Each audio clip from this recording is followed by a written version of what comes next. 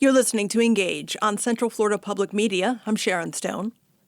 Governor Ron DeSantis drew a map that could potentially give the GOP 4 additional U.S. House seats by reducing Democratic-leaning districts. This controversial mid-decade redistricting started after President Trump said he wanted more Republican representatives.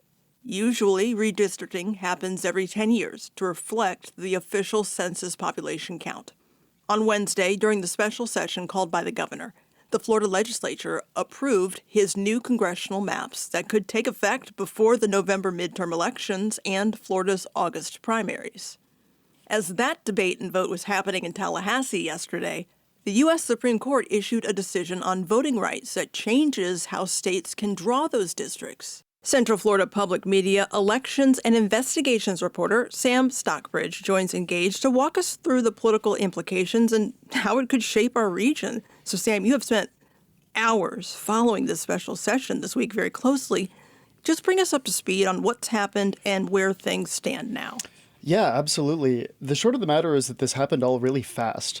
State lawmakers got their first look at the map on Monday, and the first committee votes came on Tuesday, and by Wednesday afternoon, both the Florida House and the Senate had approved the map, redrawing the congressional districts, sending them back to Governor Ron DeSantis to be signed into law.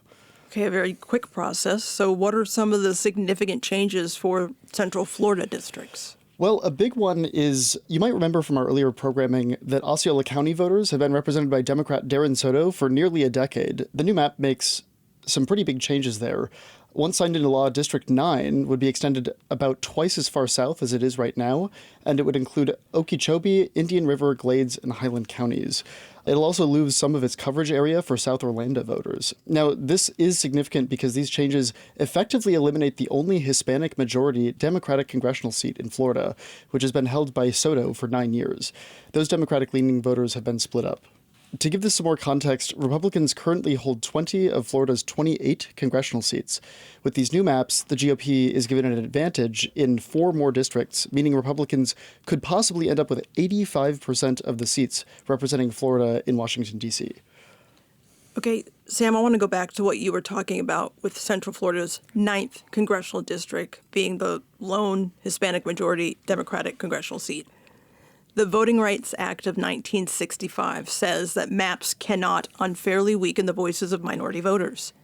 Yesterday, at the same time that this was playing out in Florida, in a split decision, the conservative majority U.S. Supreme Court decided a Louisiana map that created a majority black district was unconstitutional racial gerrymandering because it relied on race too much.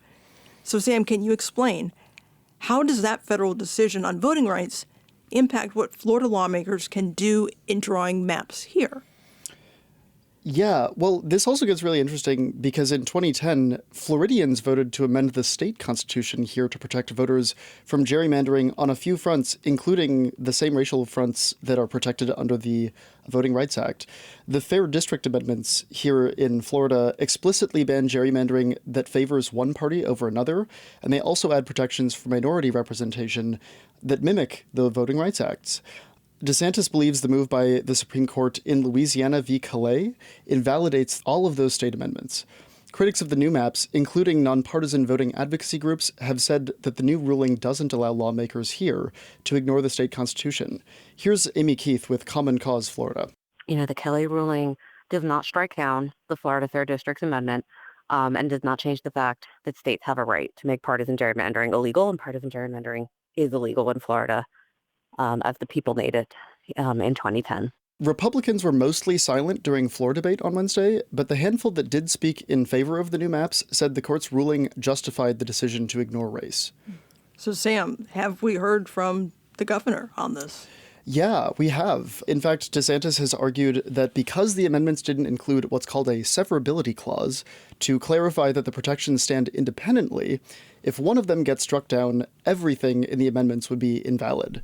Another thing to consider, there was no severability provision included in the Fair Districting Amendments when they were passed by the voters in 2010. That's unlike, for example, the term limit citizen initiative that passed in the 90s, the one that said there are going to be term limits for members of Congress and for members of the Florida Legislature. Democrats, including South Orlando Representative Rita Harris, in turn have argued that strategy runs counter to the changes that a strong majority of Florida voters approved in 2010. We know that Floridians expect and demand a fair process for redistricting because they voted on it. Our constituents voted on it overwhelmingly. Nothing in the governor's supposed justification for this map has any meaningful addressing. Okay, so what does this all mean for Central Florida voters? Are they going to see new districts, new candidates, maybe new confusion? Yeah, the new maps are almost certainly going to cause a lot of confusion for voters, candidates, and election supervisors. For voters and candidates here in Central Florida, they won't necessarily be in the same districts as they were in 2024. Current representatives, including Darren Soto, will have to get to know the issues animating new counties, communities, and voters that are in their districts now. And many voters will need to learn or relearn who they'll see on their ballots on Election Day. And for county officials throughout Florida, they'll be scrambling to understand those changes and to help keep their voters informed. The new maps could force them to move polling precincts, and in Florida, if you vote in person at the wrong precinct on Election Day, your ballot won't be counted. Doing all of that for county election workers will cost money and extra hours from staff. The new maps in Florida will also result in lawsuits. Several voting advocacy groups have signaled interest in challenging the new maps in court because of all of those complications. And a judge looking at the lawsuit could decide that it's simply too close to the election to use the new maps and revert to using the existing maps for this year's midterms. So you're saying after all of this, we could still end up with the same maps we were using last time? Basically, yeah.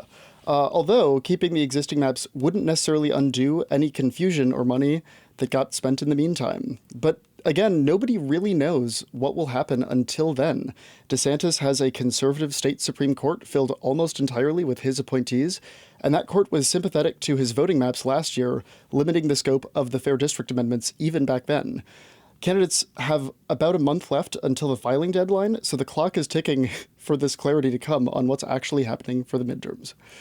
Central Florida Public Media elections and investigations reporter Sam Stockbridge, thank you for walking us through all of that. Thanks for having me.